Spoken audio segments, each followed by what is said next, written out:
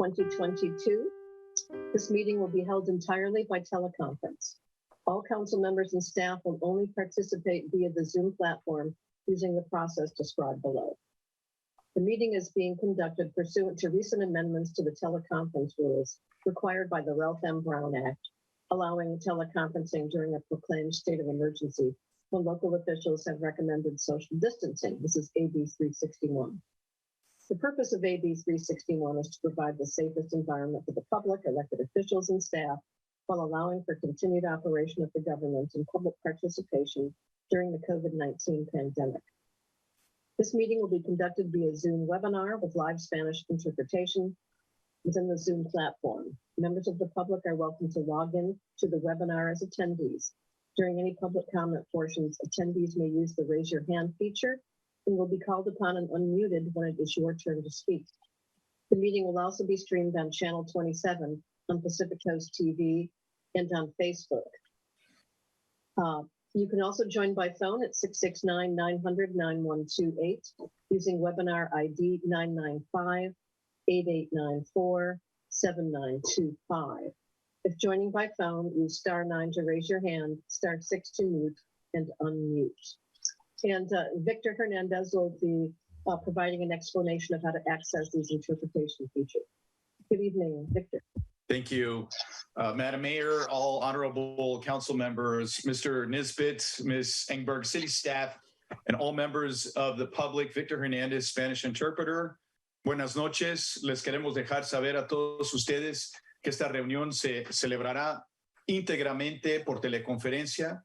Todos los miembros del consejo y el personal solo participarán a través de la plataforma Zoom, utilizando el proceso descrito a continuación.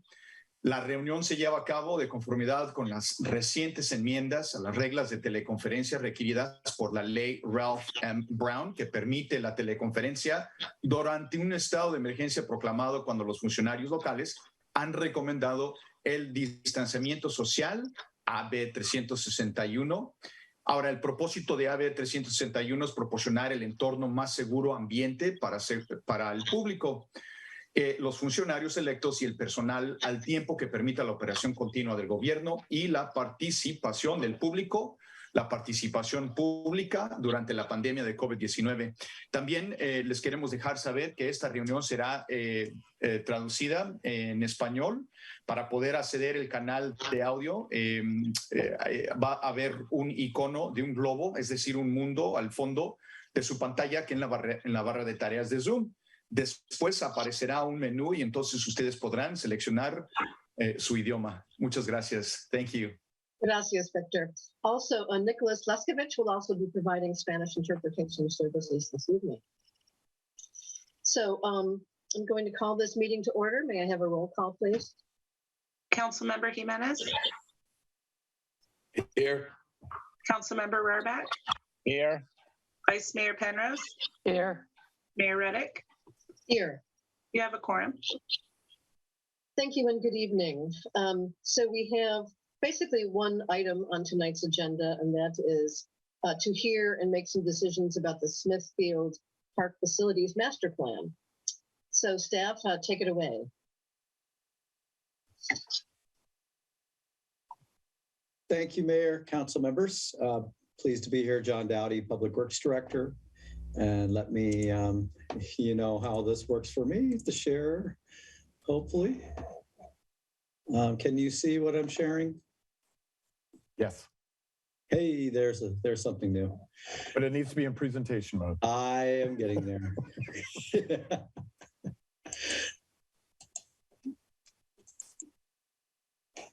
How about that?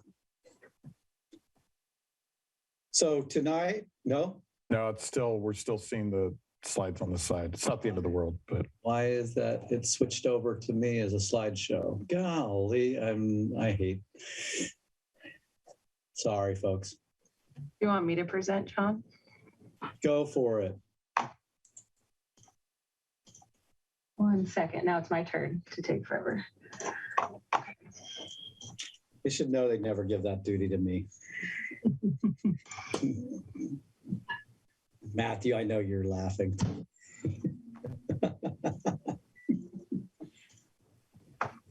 All right. Do you guys see the screen? Yes. You go to the. All right, John, do you want to do an intro? Yeah, but you're not at slide number 1. Oh, I am. Uh-oh. Are you kidding me? Let me try one more time. Hold on here.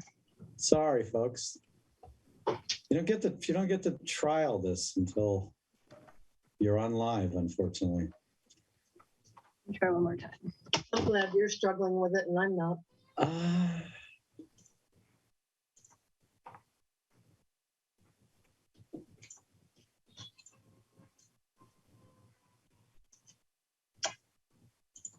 Do you see it? We're seeing your Just the blue beam over here. internet browser. Oh, Hey, so weird. Jessica, can you pull it up and do it? It's in Yes. the shared folder. You always do it so well. Now, if I also fail, then we know it was none of us. I'm usually pretty good at this. Drats.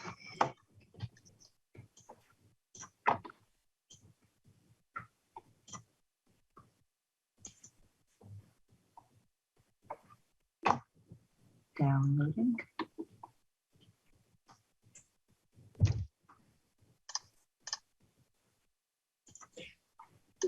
So I'll while we're doing this, I'll do a quick intro.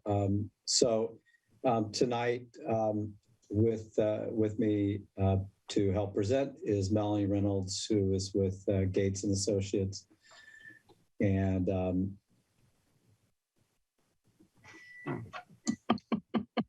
yeah. Jessica, we're seeing. Oh, there. Just the regular slideshow. This is why I just love what we do.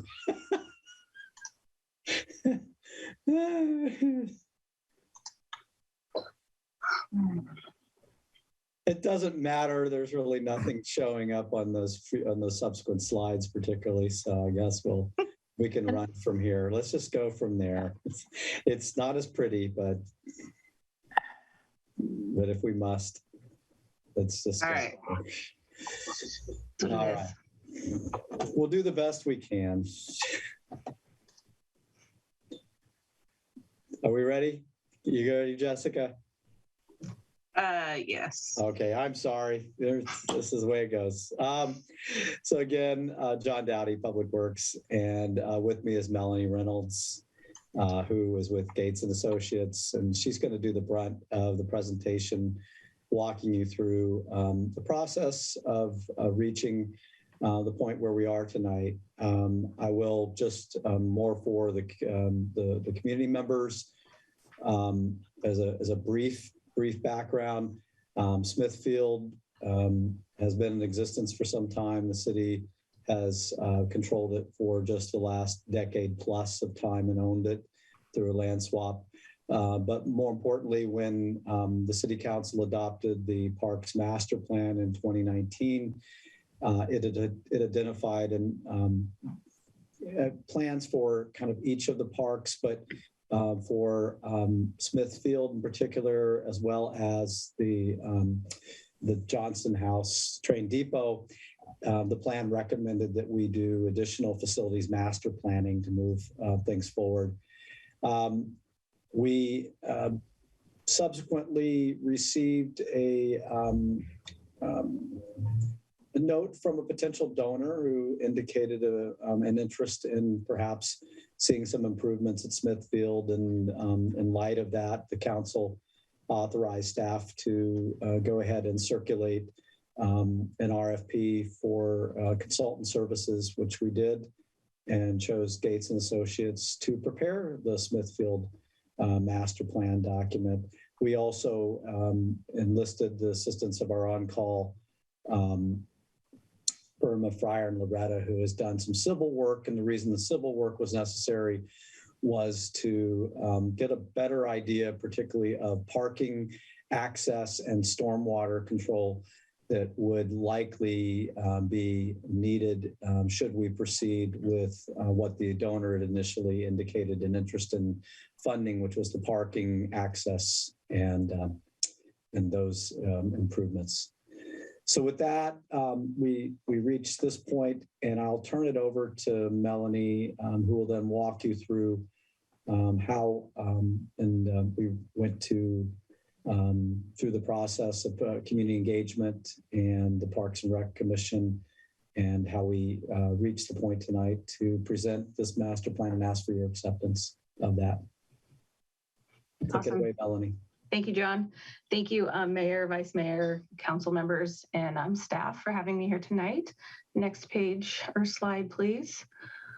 My name is Melanie Reynolds. I'm with Gates & Associates. We're landscape architects and planners in Walnut Creek, California. I'm a landscape architect, an associate principal, and the project manager. So I'll walk you through what we have completed and how we have arrived at the preferred master plan.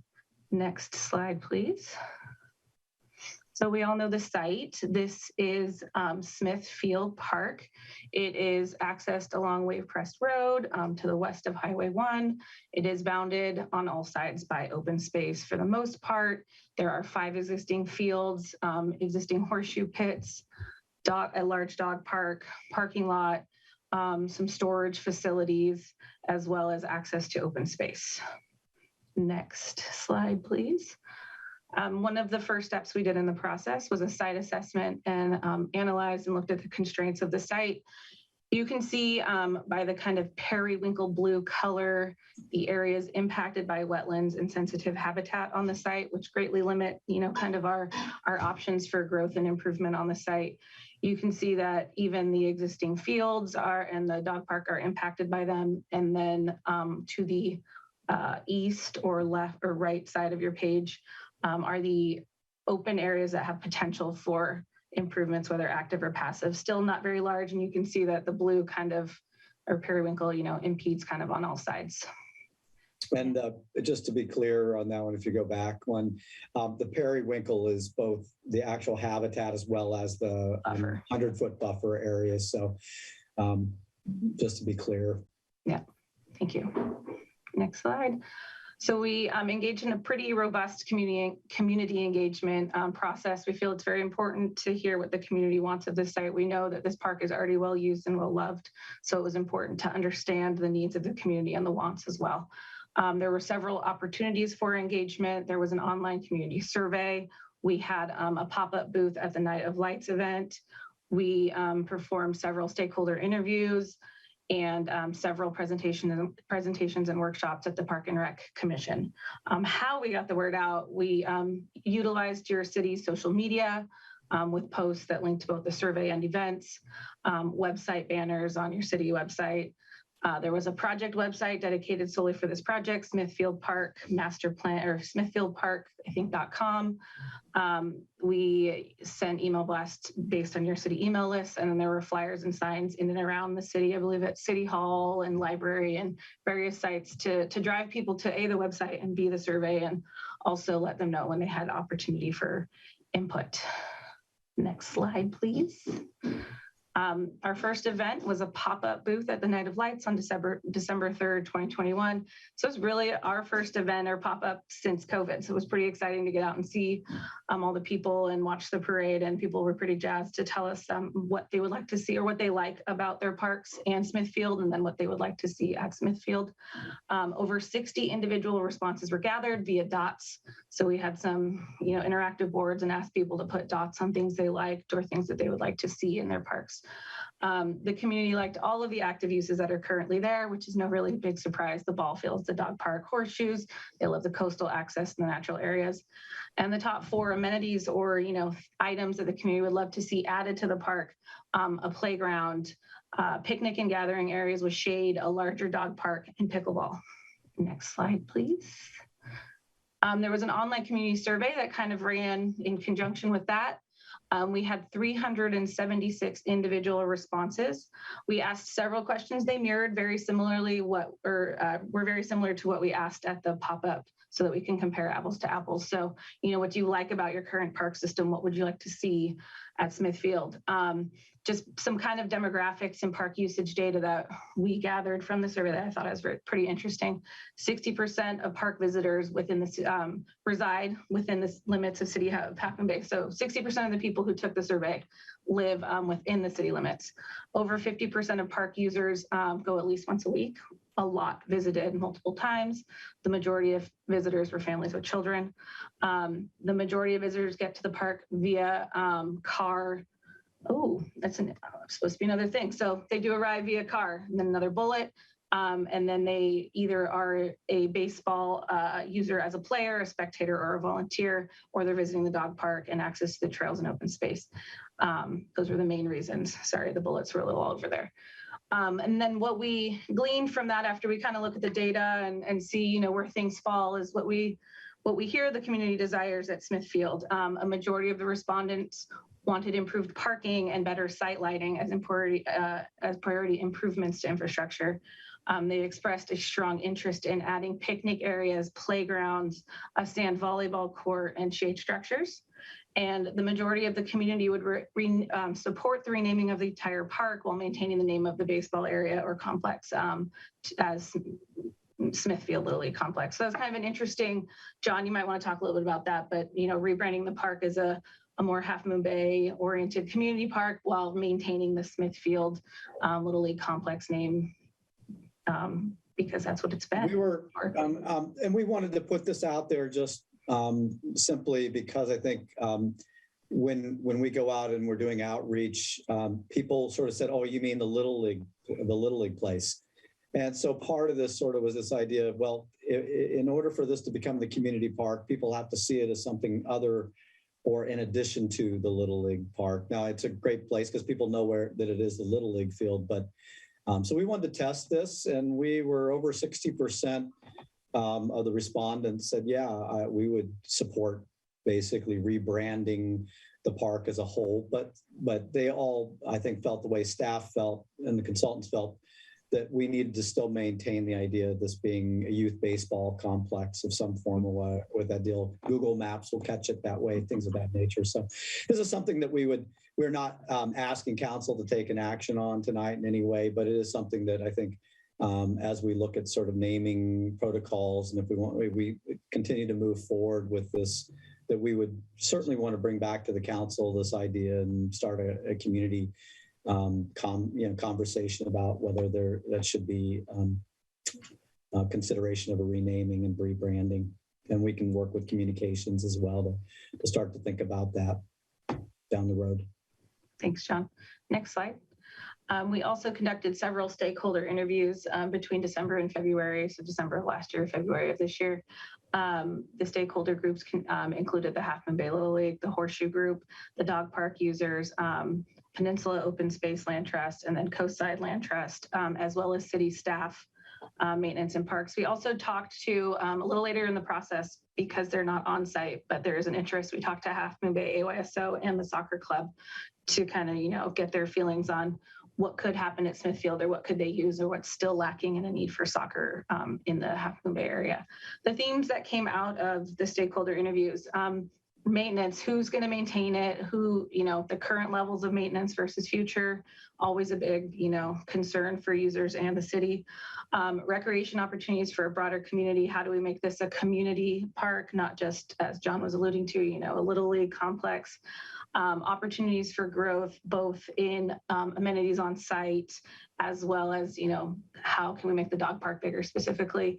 And then, concern for the sensitive habitat that is there and the wildlife that currently, resides in the area, and how we maintain that and protect it. We had a Park and Rec workshop on March 23rd of this year. We presented 3 alternative concepts for comment and discussion.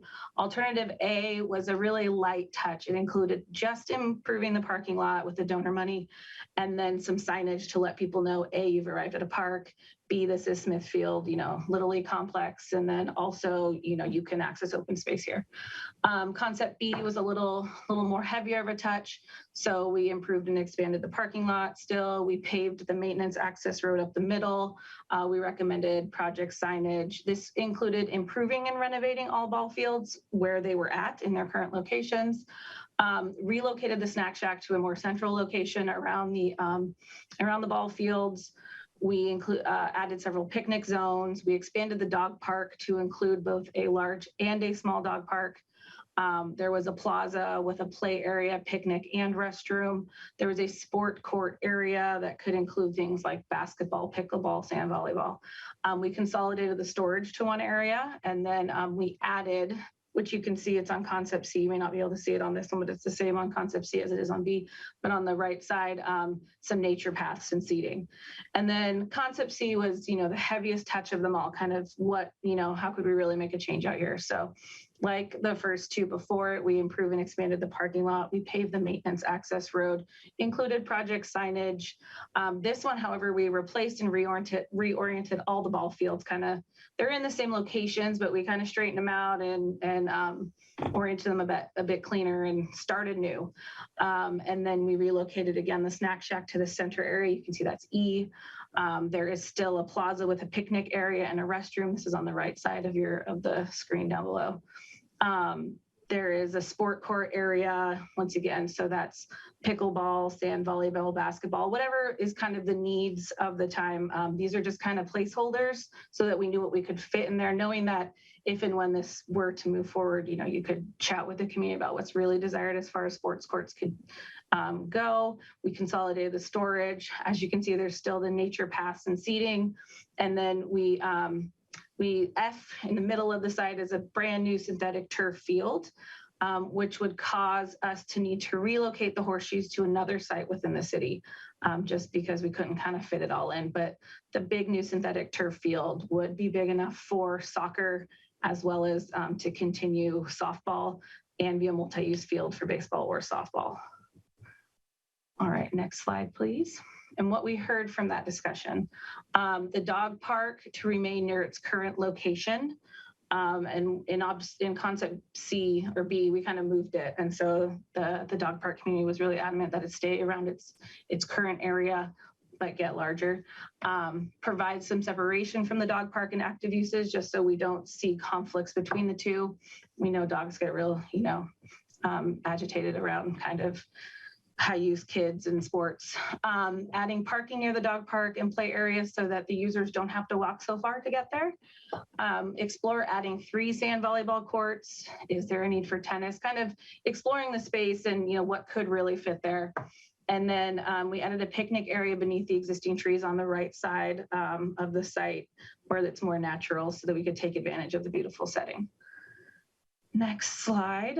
So based on that, we came up with a preferred concept. We took this back to the Park and Rec Commission on the 25th of May, I believe. And so this is kind of a mesh of B and C, I guess. So we're improving the parking lot. We are replacing the 3 ball fields to the left. You can see they're all number 2. There's a dog park on the right side of your screen that fits, or that is large enough for both large and small dogs. It's almost 2 to 3 times the original size the size that the dog park currently is. There is a playground with a restroom and picnic areas with shade, so parents can sit and watch their kids, and other sports or other park users, if you're at the baseball field or you're watching someone play soccer or whatever it may be in that multi-use sport area, you can go and sit and find some shade or watch your other kids play on the play structures while the other kids play their sports. There's still the snack shack and restroom in the middle. The multi-use field is number 6. The storage and restroom that is currently there would be maintained. And I think that we would just utilize, why would you remove a restroom when restrooms are really important, we know? So utilize that for more storage and keep that restroom. There's still the natural trail at number 11 and seating. So you can kind of take in the beautiful surroundings if you don't want to be in such an active area. It's a pretty big site. You'd be pretty far away. And I think you would feel kind of, it's a bit more of a passive use.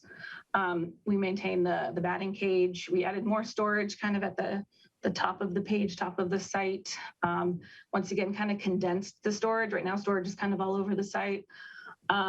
Maintain the maintenance access up the middle, and then relocated the flagpole at the new snack shack and restroom area at the center of the site.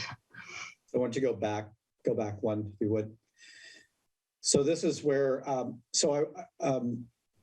basically this is what went to the Parks and Rec Commission. Ultimately, it was the 31st when it actually went. Sorry. Yes. We had we were on the 25th, and then it got pushed to a special meeting on the 31st. Yeah. In any event, basically this is the plan that went to the Parks and Rec Commission. Basically following the Parks and Rec Commission, some of you might follow next door and some of the threads that go around, and all of a sudden that there was a bit of a uproar in the community over the issue of Field 5, or what's identified as 8 on this site.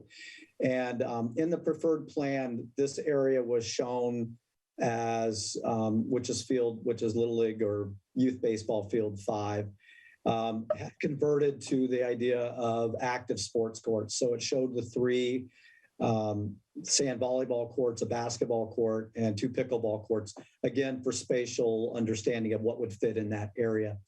With the idea that over time, depending again on where Little League attendance and their activity levels were, with the idea that the multi-purpose field would potentially be a spot for practice and for events and activities by youth baseball as well as AYSO and other sports, with the idea that field identified as 2, but field 4 today could be converted into sort of 2 different uses, basically 2 different age group uses.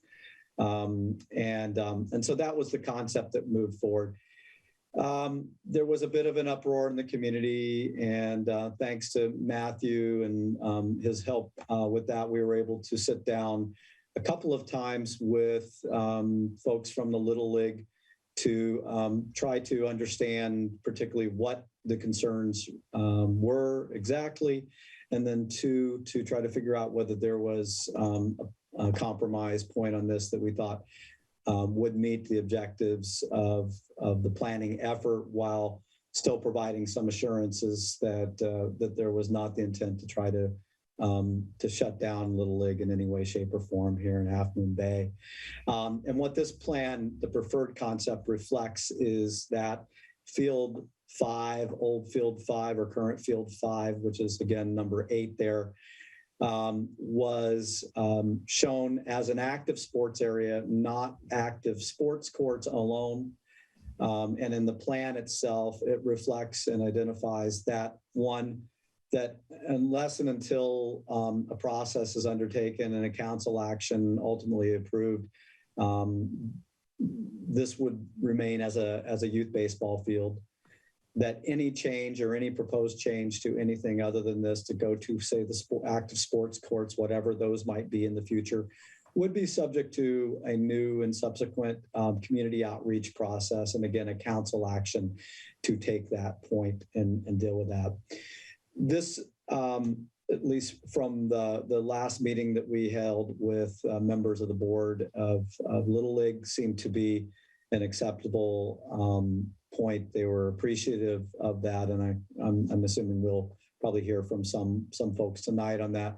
But that was the trade-off, and we felt comfortable that that was really the intent of this. The challenge being is that we're looking at a 2025, maybe a 20-25 year plan here. If funding might be less, might be in that area. So everybody looks at this plan and sees it as an immediate action, and if only we had the money to be able to even think about that, we would be talking perhaps something even different than this. But that's where this sort of took off and was a bit of a challenge. We think this preferred concept is consistent with what the community was calling for, while giving, I think, Half Moon Bay Little League and the other youth baseball enthusiasts the understanding that no one is pulling the rug out from underneath them with regard to that field 5. If you go to the next one, if you would. So we also were challenged in the original document. We had the normal 1 through 4 phases, and people kept interpreting those as that they had to be done in consecutive order, 1, 2, 3, 4. And so with Gates' help, we just went to a different coded kind of phasing on this.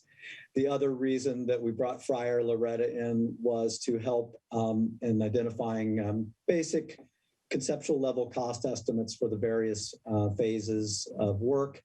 And again, these phases aren't absolutes. They could include other things. They could be merged. They could be modified. These were just giving sort of bite-sized pieces and price points for various interest to the community. If you note that in the community process, the playground was identified across the board as being something that Little League users would enjoy having. So smaller, younger siblings could enjoy that, and while maybe older siblings were participating in games or practices. It also was a big piece to sort of bringing this in as a community park. So you started to bring in those users. Also, it's hard to deny the influence and involvement of the dog park interests in all of this. They were very active and engaged with this, as they always have been for many, many years now. And then we also heard a lot of interest from the issues of having picnic, barbecue, and open areas where families could have, the bouncy houses could come over. And particularly when we're looking at many homes and many households that are very dense and maybe involve multiple families and homes, that they need places to be able to go. So if you look at the orange phase, was sort of focused around those items and those issues with that. And then you can see the red phase basically being really the baseball, Little League interest and reconstruction of those, followed by the green phase, which would be the multi-purpose, multi-use field, all surface, all weather, as being the desire there, with the likelihood of having also lighting, and something that the Little League folks were also very interested in, that I think we're going to look at if we move forward down the road for coastal development permit, is also maybe looking at trying to light field 2 as well. One of the exciting things for kids and Little League, I know from my own experience, is to be able to experience that lighted game once a year at least, or twice a season or something, and that's a big thrill to go under the lights. We understand the sensitivity to that, and we'll certainly look at that should we proceed down the road, but that's something that Little League and we committed that we would at least take a look at and bring that out in the environmental process and talk to the community in more depth if we should we proceed to the ultimate point. At this point, we have Matthew and I have met with a representative from the donor, and they have said it was okay for us to share with you, as in the staff report, that they are still interested in participating at roughly 50% of the initial phase, which would be the parking, access, and the area that's identified there. The 2.76 million is a good conceptual level estimate, but that estimate will go up. So obviously, at a 50% share, that would bring a 50% requirement from the city through various funding sources. In addition to this, as we noted in the staff report, we will need to proceed with the Wave Crest, the water extension, basically, which runs right now to roughly the RV park. And what we'd be looking is bringing the water main extension down to this site. So 2 things. One, again, on next door, there was indication of recent that we might be trying to bring utilities, so the Hyatt Place could be built, and this is very far from the truth. In fact, we're looking at basically attaching into an existing water main that was run to the RV park, and this would run to only this park. And we would be looking at developing probably easements around this, which would not allow extension of that water main anywhere else but to Smithfield. Right now, just to be clear, this entire park is fed from a 2-inch PVC pipe that is laid along the side of the road. And one of the reasons why this facility suffers from maintenance challenges is we just don't have adequate water pressure for irrigating what we need to do. This does not preclude also the idea that this could go to more turf and multi-use and multi-seasonal fields. And that's something that Little League is definitely interested in looking at, which could result in significant savings of water down the road. But we still need to have a water main extension through and to have fire service there, which we do not have at this point. So and we need to know that and have that in place and designed and constructed, because we would otherwise be demolishing driveways, parking lot and everything to put in the water line at a later point. We don't think that makes a lot of sense. So just laying out down the road what that would mean in terms of the need. Could you go to the next slide, please? So what we're asking tonight and recommending to you is to accept the master plan. It is what it is. It's at least a master facilities plan, went through the process. It'll be something that we can go to and at least think about down the road. The second piece of that would be to direct staff to come back with potential amendments to the CIP to cover up to the 35% design, which would allow us to get to the coastal development permit and to also allow us to bring back Friar Loretta, Gates and Associates, as well as SWCA to complete the environmental and the CDP process. At that point, we would anticipate being back to you around and have the CDP hopefully in place by the point we reach mid-year budget next year, and we could evaluate where we exactly sit and decide whether and the council could decide at that point whether to proceed to 100% design of all this, the project work and everything with this deal, and move forward from that point. With that, it is that time. I see that Vice Mayor has her hand raised. Yes. Yes, a clarifying question. Sure. Where is the water main included in the costs? Is that part of the initial phase? I didn't understand what you were saying about that, John. So that water main is not included in the initial phase. It is actually a separate capital project, which has been in your capital improvement program for the last several years, but it is not funded at this point. And we anticipate that to be somewhere around a $600,000 to $700,000 cost in and of itself. And right now you have an estimate for initial phase about 2.7. The donor has not indicated an interest in sharing in the cost for the water main extension. So it would be solely at this point, the way we've understand, would be roughly 50% of the 2.7 or somewhere, wherever that ends up. Staff anticipates that cost will increase with more detail in the civil engineering work ultimately in any event. And this again was very conceptual level, but so that's an add-on to that point. Is that clear? Yes, thank you. The recommendations that are being put forward tonight are apparently only for design and permitting. The actual construction that apparently is $16 million total. That's not what we would be addressing tonight. Is that correct? That is correct. We just wanted you and the community to understand what it takes to build a community park these days, or to rebuild, in essence, part of a community park.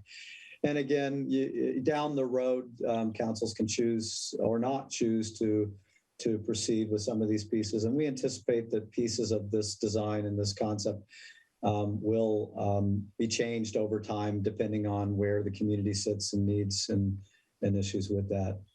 But this is not, the council is not being asked to take any action other than to allow us to come back to talk about just doing 35% design and allowing us to proceed with a coastal development permit. And just to be clear, for clarifying purposes, Smithfield, it has its unique history. And part of that unique history is it never has received a coastal development permit. So anytime and every time we want to do anything out there, we're struggling through the issue of we don't have a coastal development permit. We don't have a master environmental document in place to kind of live with and kind of work with.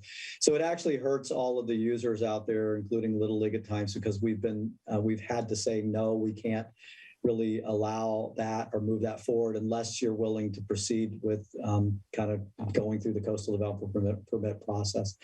So that's where this takes us to, is hopefully to the point of a coastal development permit, which allows us greater flexibility down the road. Good point, John. Thanks. So my question is about CEQA.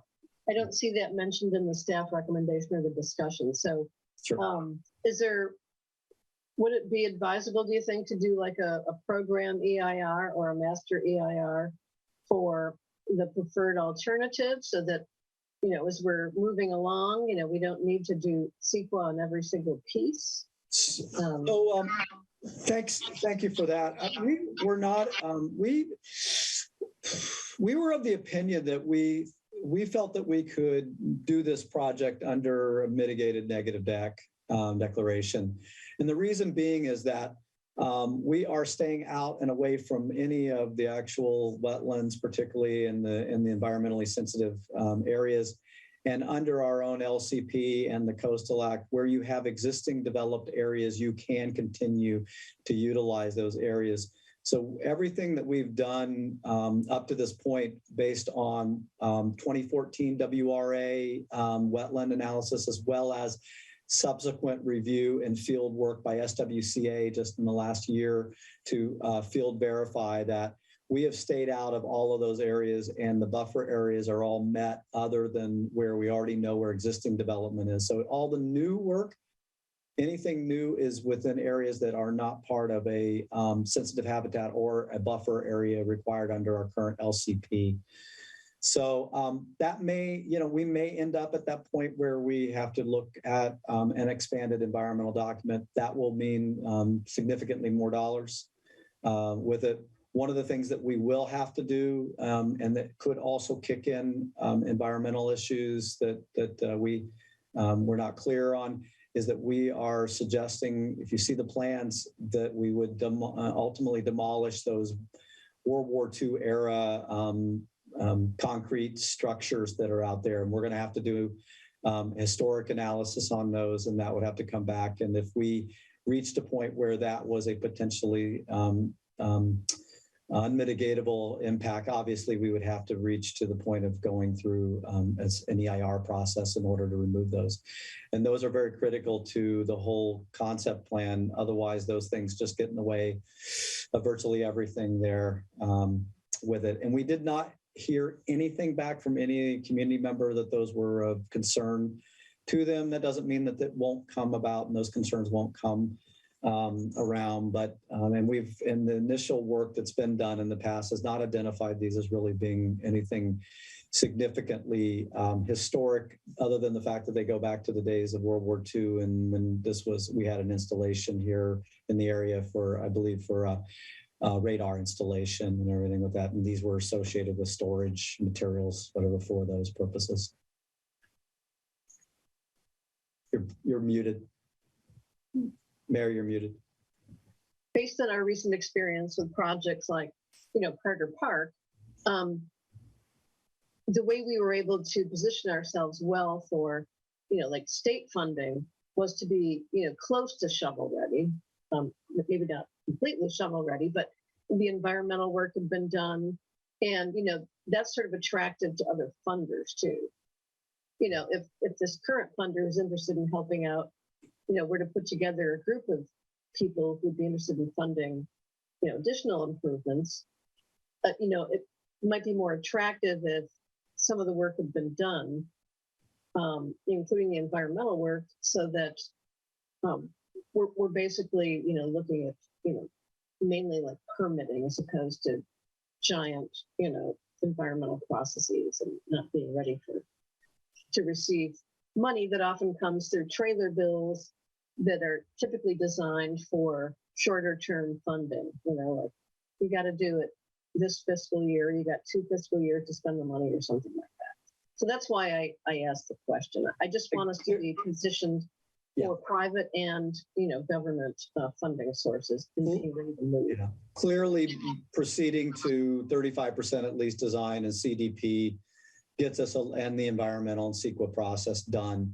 Clearly gets us to a point where we're much more desirable as a from a funding perspective for grants and Prop 68 monies and whatever it might be. From council members. I'm assuming we have quite a few. Councilmember Jimenez has his hand up, Mayor. Oh, Councilmember Jimenez. Thank you. Actually, I have questions and comments.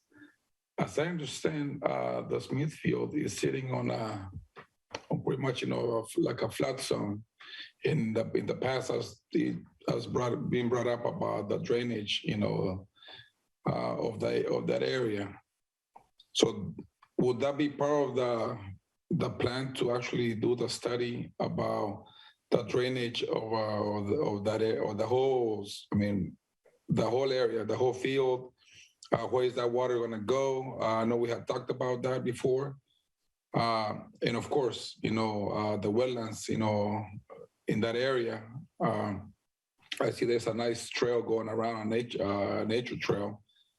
So that's, is that part of the study that's going to be done about how are you going to pretty much show how you're going to drain the fields? Because every year it floods. Yeah. Right. So that what kind of investment is going to go in it that's going to actually prevent from those fields to flood, and where is that water going to go? So thank you, Councilmember. So clearly, this will require a full evaluation assessment of the stormwater drainage, everything with that. It'll require us to treat and both from chemicals and from other issues of silt and sediment and things of that nature. And by law, we're required to do that, Clean Water Act. So that's certainly one piece and that's part of the reason why that initial phase, particularly with going to do asphalt improvements and everything, will require treatment and a lot of issues and capture of stormwater. Certainly this area, might not be where you would choose first and foremost to build a park if you had a starting point of dealing with it, because it is clearly, there is, perched groundwater in the vicinity of that area. And so the groundwater rises in the wintertime in there, and it's a challenge.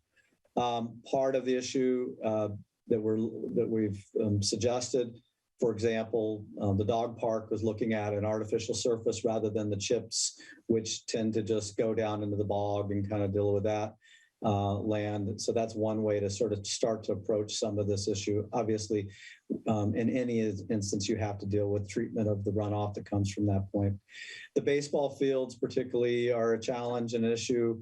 They were never built to the standard of which baseball fields would normally be built if you're looking at some of the other facilities with subterranean tile, drainage, whatever. Those are ways that will take the water down in a way and deal with some of those things, and French drains and things of that nature. So those fields have never benefited from kind of the design that is pretty much commonplace in public facilities of that nature. So those are things that are contemplated within the idea of the youth baseball fields being rebuilt as turf fields. certainly there's the second piece of that, which is that there could be the possibility of artificial surface, which brings its own issues with runoff and things and treatment. So I don't want to go into too much detail. The bottom line is, yes, stormwater is going to have to be looked at. Groundwater issues are going to have to be looked at, and the whole complex is a challenge. And obviously there's been questions and comments at different times, even in my tenure here, of why, Smithfield shouldn't be there. Well, Smithfield is there, and I think we're not finding anywhere else to locate it and deal with it. So we're going to have to work with what we've got and to make the best that we can out of that, and protect the environment that we have while providing, I think, for the physical environment and multi-generational recreation opportunities too. So it's a balancing act, as it always is. One more question, comment. I'm not opposing the field. I'm actually for the field. I also want to make sure, because I know RCD did the Seymour ditch. They did some water testing at the Seymour ditch, and they found some bacteria as it goes into west of the property. That it could be something to be concerned about. Where is that? The runoff water, the drain, drainage. Where is that going to go? That's just something to think about. Sure. And like I said, I'm for the field. We need a place like that for our community. But I just want to make sure that everything is done, properly, in a safe way. Because as I understand the history of the field, it has been filled several times, because it keeps sinking. So that's a thing, that's another concern, about, investing, in that area. Fair, all fair comments, honestly. Hence the high price tag. Yes. Good points to keep in mind. Excellent points to keep in mind. I see Vice Mayor has her hand up. I just want to make sure that Council Member Jimenez is done. Okay. Vice Mayor. Yes, my question has to do with the number of parking spots. I wonder how many parking spots you visualize. There's 167 shown. That doesn't seem like a lot for if we're going to be using this park for all the uses eventually that we talk about. Is there parking on the street on Wavecrest available? That's something that, first and foremost, I'd say that's more than what exists today. And I know. So, and it seems to function. I will say this, I think opening day of Little League can be a challenge any year and every year, which is a good problem to have. That's a great event. But that's what we could squeeze, frankly, out of this, and it is more. When we look at the Wavecrest, if we look at the Wavecrest water line extension, we have to look at Wavecrest itself and what that cross-section looks like. This question came up prior as well from the community, and it's Wavecrest is very difficult because you've got this, the ditch. Might as well call it the Seymour ditch because it's what leads into the Seymour ditch, but we'd call it the Wavecrest ditch. Basically hems in the northerly side of the street, and it's untouchable. And we have existing developed area and alignment there. But I do think that there is the possibility of some one-sided parking potentially on there. But we also, I think more equally important is we want to get a path of travel there for bicycle pedestrian that extends along Wavecrest to that point. And again, one of the reasons that Highway 1 South intersection was built the way it was, with double crossings and access for bikes and pedestrians, is with the hope that a lot of community members from downtown, as well as from Alsace area, will actually not drive to that point, but find it effective and efficient to ride their bikes or to walk to this park and facility. So we're trying to look at this multimodal. I know it's a challenge, an issue. And again, we can look at as we get more design to this point, we can look at, see if there's ability to squeeze any more parking out of that, but we will look at Wave Crest. But there are some limitations there, certainly in terms of where we can expand and what we can do.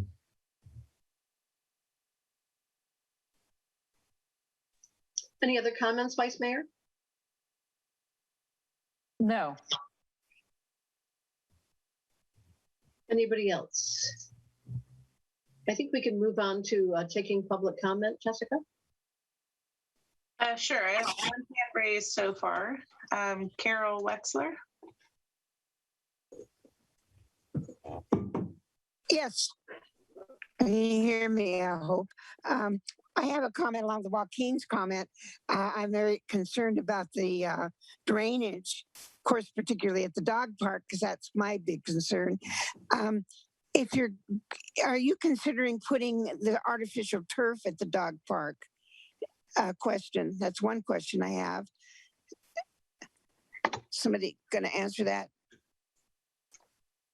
Carol, if you could finish your comments, then staff could address any questions. Okay, well, if you're going to put artificial turf at the dog park, there is a special artificial turf for dogs, and there's a lot of maintenance that goes along with that, weekly maintenance. And another thing about that, I'm just concerned about the drainage for that particular item. And I know from past experience that with the wood chips, I was very highly involved with that because every year we had to get more and more wood chips to make sure that the dog park wasn't flooded every year when we used to have rain. I don't know if you remember about rain, but we did used to have rain. And every year the dog park would get flooded unless we did get more wood chips. And I really don't know how the artificial turf would react at that site where there's the type of place we have with the so much water and in the wetlands. So I'm not familiar with that. So I don't know how it would react unless we have proper drainage actually built into the site. So I'm very concerned about that as well. And I'm wondering also if there are going to be gates where big trucks can get in that area for maintenance. So that's another thing I'm kind of concerned about. So that question I'm still going to ask is, are they going to put artificial turf in the dog park, or is that something that hasn't been answered yet? Thank you, Carol. Next speaker is Bill Balson. Hi, my name is Bill Balson. One of the things I love about this project is it reinforces teaching teamwork skills for our children. Little League and soccer are two of the most important tools that we have to teach our kids how to work together. And it certainly seems to be a skill set that needs reinforcing in our society today. So the more of that, the better. I think a lot of comments, negative comments, are likely to be directed at drainage type issues. Drainage needs to be done well. A good example of good drainage is just a few hundred yards to the south of this location, where we have a number of swales. I'd recommend you add a bunch of swales. You might even call them driving ranges. It's a really good way to use water to percolate down into the groundwater and prevent some of the drainage ditches that we see, many of which, by the way, can be dated back to the Ocean Shore Railroad, which unfortunately altered the drainage passages up and down this part of the coast here in a very unfortunate way. And my final comment really has to do with a concept that I call letting perfect crowd out good. There's some elements of the proposal that are really great, but seem to me, on first reading at least, a little bit unnecessarily gold-plated. Can't think of another term. And I know everybody wants to have the perfect project, but as Harvey implied, 16 million is a bundle of money. Maybe we can get 16 million. Maybe we should, set a shorter range that's more doable in a shorter time period. Anyway, but good work for what you've done. I appreciate it. Thanks, Bill. Next speaker is Anthony Sprati. Thank you very much. Thank you, council members, for this time. As a District 1 resident, I'd like to note that the District 1 City Council member is not here, and that is a little bit frustrating. Thank you to Matt for reaching out, and John for reaching out to the Little League. One of the things along the Little League board, I'm also a sponsor for the Little League. I also am on the site council for the Hatch Elementary. I'm also a sponsor for the Hatch Elementary auction dinner. One of the things that I saw on the slides was that there was a discussion with the Little League as a stakeholder between December and February. That did not occur until June. The donor came to the table as an aid to the Little League. And so that was one of the things that kind of brought him to the table, was helping out the Little League in regards to a lot of the drainage issues with Smith 5. And it's not, public works or whatever, but the current way that we make it drivable is to just throw a lot more gravel on there. And what that ends up doing is pushing all the water to the fields right now. When we have reached out to turfing companies, that would have to get resolved. So anything that we want to look at in terms of that would have to start with this phase 1. So the Little League wants to get money involved. They can't do it until this phase 1 is done. And that includes reaching out to donors and looking into turfing our stuff. We know that there's a ton of unused stuff with the school district. They have baseball fields. They just locked up their basketball courts. They got tennis courts. So, as we're talking about community spaces, there seems to be a lot of community spaces that we should be utilizing with the school district. No one on the peninsula has 5 fields put together. So, when people talk about what's, I was just talking to Ray Mueller, one of the candidates for supervisor this week. And the first thing he says is, you guys have the most awesome place to play baseball. And that's because there's 5 fields. The other things I just wanted to add, you're talking about the Highlight Project. We already have one tournament that goes Memorial Day weekend where we have 20 teams from up and down the state that come into Half Moon Bay.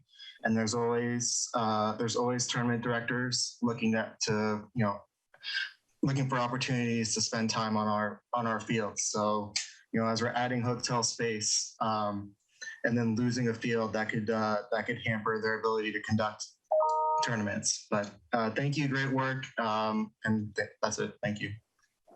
Madam Mayor, if I can make a quick comment before we take the next speaker. The District 1 council member, for the record, is Council Member Robert Brownstone. And believe me, he would really like to have been here tonight. I don't think he's missed a council meeting in the 2 years that he has served as a council member, but he is not feeling well tonight. And knowing him, he must really not be feeling well for him not to be here tonight. So I just wanted to make that comment to the speaker who acknowledged that he was not present. Thank you. Marilyn Hedrick.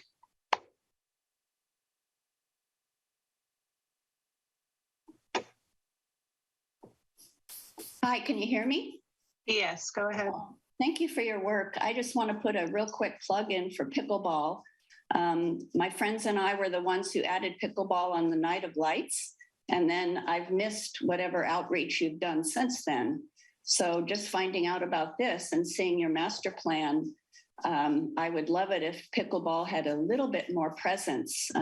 It was certainly mentioned a few times. On one of the slides, it disappeared and beach volleyball came instead. You probably heard that it's the fastest growing sport in America.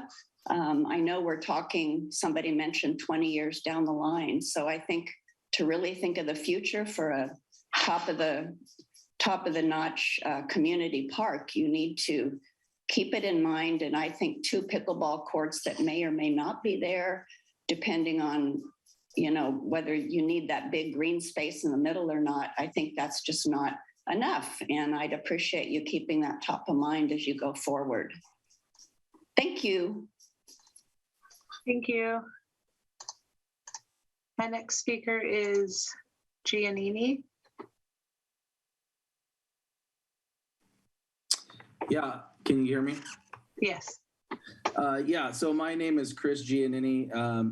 I've been in the community pretty much my entire life. I was a former Little League president for 3 years. First of all, I wanted to say to the council and to the staff that I think the community really appreciates the effort you guys have put in so far here to come up with a really good, solid plan for baseball, but for the rest of the community to use the Smith Field in a wider range of use. I was part of the group that got to meet with some of the staff and have some feedback on this.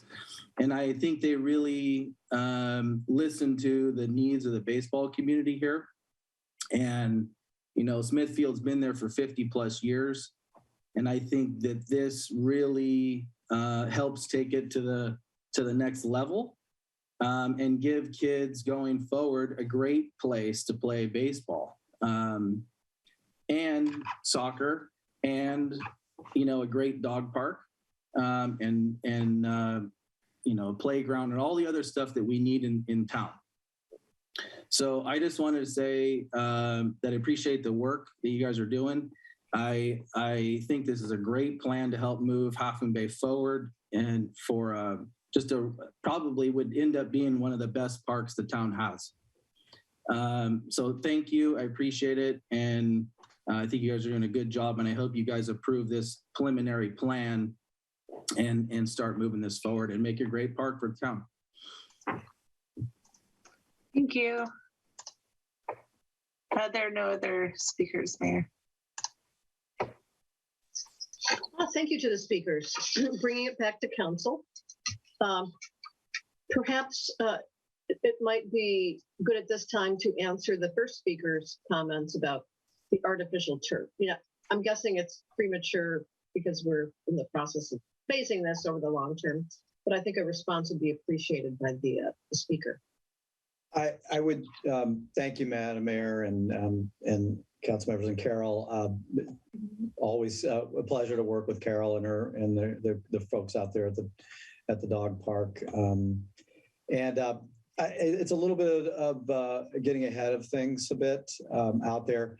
Conceptually, we wanted to pose the potential for that being artificial turf. We know it's used in one of our neighboring cities there in any event, Foster City, and they're replacing theirs, I think, after roughly 8 or 10 years. So there is a replacement cost, but honestly, we do not know exactly what that material is going to be and how that's going to be dealt with. Obviously, we have to drain and make sure there's proper drainage, there's protection and treatment of whatever's draining off of there, whether it's chipped, whether it's dirt, whether it's artificial. And obviously we need to have access into that for maintenance and equipment. So we would be fencing and also gating so we could have that. So, but it's a bit premature to get into some of those details. We're just going to have to to work through some of those, and some of those will come probably at a time in which technology might have caught up and changed and suggesting something even different than what we see and know about today. Thank you, Mr. Dowdy. I do see that there's one last speaker with a hand raised. This will be the last speaker. Jessica, could you call Mr. Ullum? John, go ahead.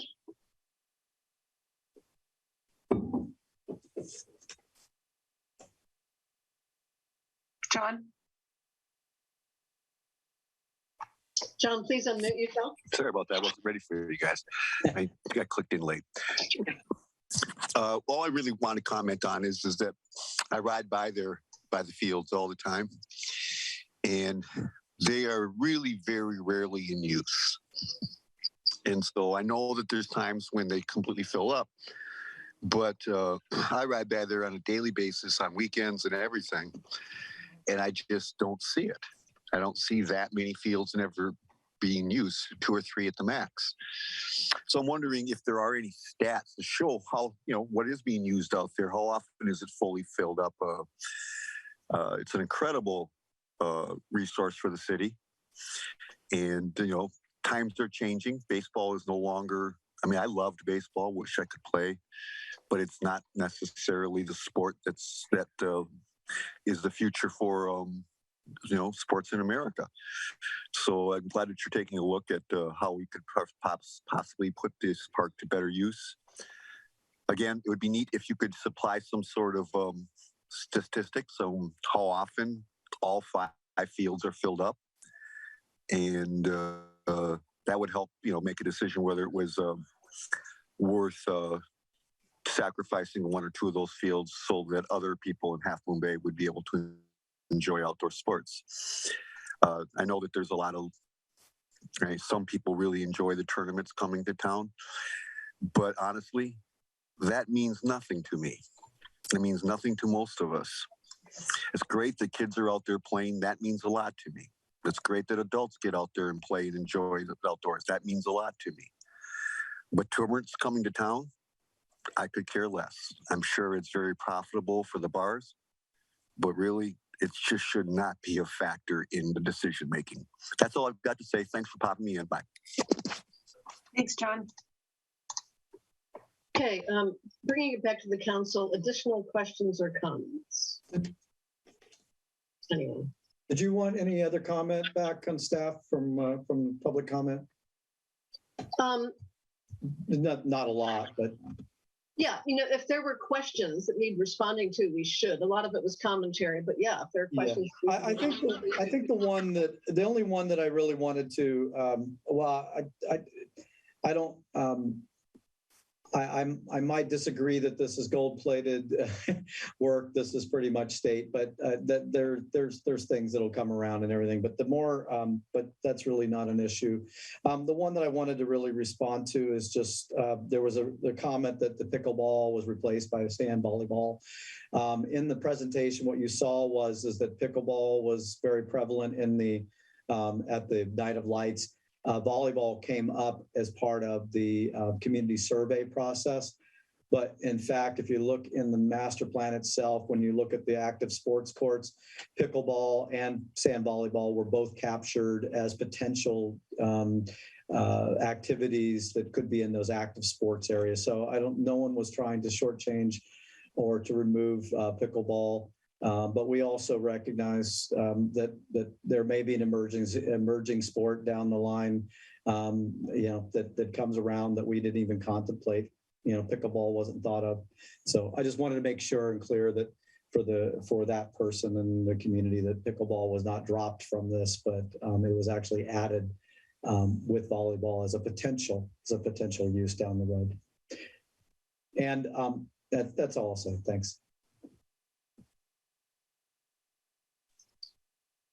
Well, I'll comment. I like that we're moving forward on phase 1. I think those improvements are needed, no matter what we do out there, and we have a ready funder. So moving on that piece, I think it's a good idea. I do agree with one of the speakers who said we shouldn't let the perfect, be the enemy of the good. And I think as we move forward in phases and do environmental work and actually assess impacts, both funding and environmental, projects will be modified and morph, and that we will have solutions that respect where we are, both in funding and in environment. I think that's really important. I also like Mr. Ullum's comments about usage, and I would, include as part of our direction, providing those statistics. When are these fields used? How many cars are parked? How many fields are used at the same time? I think we need some statistics here, because I do think that that this is potentially a lot of dollars to be spent, and the entire community, should be able to benefit from it. But let's get statistics on not just what people would like to use it for, but what are they using it for now? I think that's very important. And as for the issue of, well, it'd be better to have maybe some more fields at the south end of Main Street instead of a hotel. This property is privately owned, and the property owner has a right to, come forward and develop their property. That doesn't mean necessarily that what they propose will get approved, but it's not the city's call to to tell the property owner we're going to be using this for public spaces and go away. So I just wanted to make that comment. I do agree with the speaker that it would be great to have agreements with the school district. There are, I drive by and walk by Hatch School all the time, and there's all that unused field space, and it just seems, a shame to me. So I think in parallel, we should be meeting with the school district. We haven't in a while, and talking about agreements to make the best possible use of public spaces that we have. I think that is a terrific idea. And lastly, I'd like to point out to Mr. Sprati that actually he's in District 5, and that is the Vice Mayor's district. So his representative is here this evening. Vice Mayor. Yes, I agree that we need statistics. I think that's going to be incredibly important initially in our planning. I would hate to see us, for instance, put in parking spaces for 167 cars when it seems to me that we're going to be needing many, many more spaces than that. And I don't know that for sure, but my guess is that 167 is not a lot of parking spots for families and visitors and residents that need to drive from crossover from Highway 1. At any rate, I'd like us to look at the parking situation, and since that is in the initial phase, I think it's important that we look at it initially and that we make a good determination of what we will be needing as well as what we need right now. So that's really all I have to say. Thank you, Vice Mayor. Councilmember Jimenez. Usage, that's the other thing, the opportunity for other activities out there. I know it was brought up about having maybe a picnic area. Families can actually set up a jumpy house.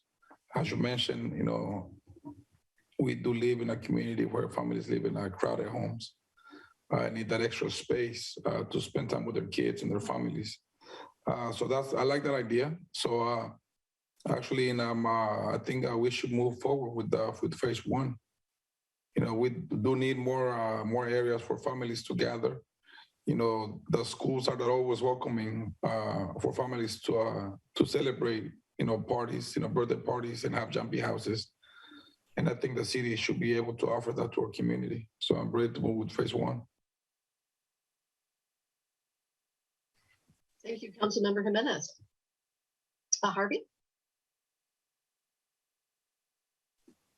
I don't have much more to add.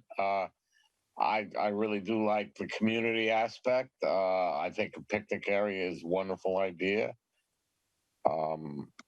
As has been pointed out, $16 million is a lot of money. But if we can find alternative funding sources, I'd be on board with that. I think we should develop the area that as well, as long as we can afford doing that. So that's where I'm coming from. Thank you, Harvey. Yeah, and I think, going forward, we definitely want to look at the lighting. We want downward, facing lighting. We have a lot of sensitive habitat in the area. A lot of animals like dark at night. They don't like a lot of light. So I think, and plus, you can see those lights from a long ways away. I can look out my bedroom window and it's all lit up. So, I think looking at downward facing lighting would be a good idea. And we want to keep in mind, water conservation, sound water use. And I think, given various climate change things we're going through, a shade structure would be an excellent idea. Picnic area with a shade structure. And, grandmas like to come out and, watch their grandkids play ball, and they like to bring their dog out to the dog park. And, our elder folk are more disturbed by increasing, temperatures. They can't regulate heat as well as, other folks can. So it might be nice to have that space, for young kids and older people and families, just to be able to get under the shade and sit at a table or on a nice bench and relax. I like that, the aspect of the shade structure a lot. Would somebody like to make a motion?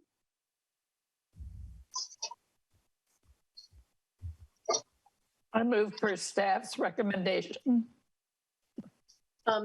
If you don't have it handy, I'll read that recommendation if that's okay. That's okay with you? Good. The Vice Mayor moved that we accept the Smithfield Master Facilities Plan as recommended by the Parks and Recreation Commission. And 2, directing staff to return to the City Council with recommended amendments to the fiscal year 2022-23 capital budget, identifying funding options to cover the anticipated costs of completing 5% design and coastal development permit. And 3, directing staff to return to City Council with amendments to professional services agreements with Gates and Associates and Frere and Loretta Inc. for architectural and civil engineering work, and a new professional services agreement with SWCA for environmental services work necessary to obtain a coastal development permit for Smithfield Park and the Wavecrest Water Main Project. And then I don't know if we have to include this in the motion or amend that motion, but to direct staff to bring back some statistics on usage and parking and that sort of thing. Do we need to amend the motion to include that? I'm going to chime in to say I believe staff has that direction and no need to amend the motion. Okay. So that is the Vice Mayor's motion. Is there a second? Second. I have a roll call, please. Councilmember Jimenez, Yes. Councilmember Rohrbach, Yes. Vice Mayor Penrose, Yes. Mayor Reddick, Yes. motion carries. Okay, so the work in our closed session was not complete, so we are going to be adjourning this meeting back to closed session. So if all council members and specified staff members could report to the Zoom link included in your calendars, that would be great. And Madam Mayor, I was planning to set a new meeting. Can we use the old meeting? Would that work? Or we can use the old meeting? Okay, everyone go to the previous closed session and you can still use it, and Catherine should still be the host then. And that's the calendar item. That's the calendar meeting that was originally set for closed session. Bob, I'd recommend you log on just to make sure. I'll log on and then I'll leave. Yeah. Perfect. Okay, and then thanks to the public who came out tonight to provide comments. Much appreciated. Thanks, everybody. Thank you. See you later. Thanks to staff and the consultant.